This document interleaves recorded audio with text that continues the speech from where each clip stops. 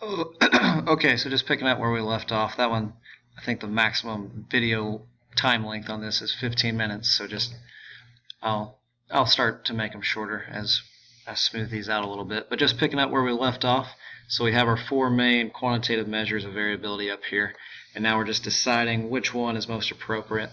So really just depends, you just have to explain your reasoning on each of these. So for this one right here, you could say one way you could go is, well, there's an outlier, so I went with interquartile range because interquartile range excludes outliers.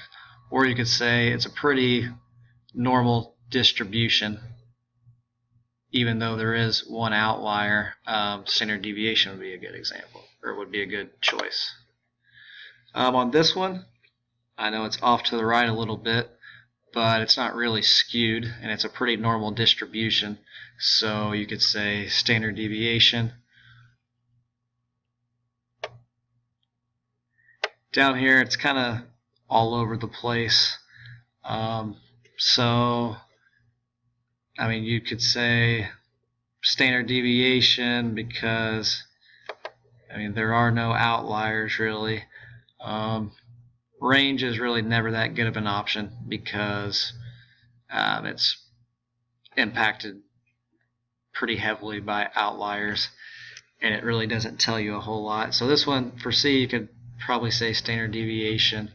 It's kind of a tough one, so just try to justify whichever way you lean. All right, and then number 10, you're going off the same data set, and remember, make sure you copy and paste these onto your Word document. All right, so number 10, which of the three measures has the least variability? So there's a couple ways you could go with it. You could just go straight down the line and look at standard deviation. Since really only one of these has an outlier, I think that would be a good option.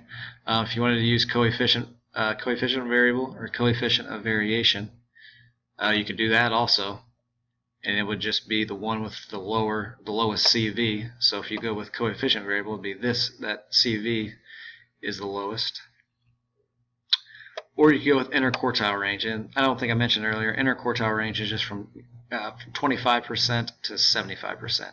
So if you subtract, on this one, for example, you do 322 minus 283, roughly, that's where you get your interquartile range.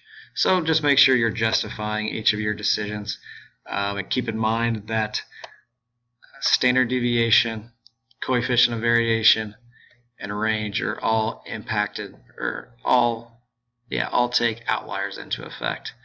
So interquartile range is the only one that excludes outliers, because if you look up here at your box plot, it goes from, I believe, from here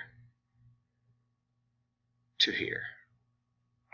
All right, so as we go on, I'll get a little bit better at these and smooth them out, hopefully shorten them a little bit. But hopefully this helped out a little bit, and these videos are something that you can refer to for these homeworks and also whenever you're studying for tests. So thank you very much, and I hope this helped you out a little bit.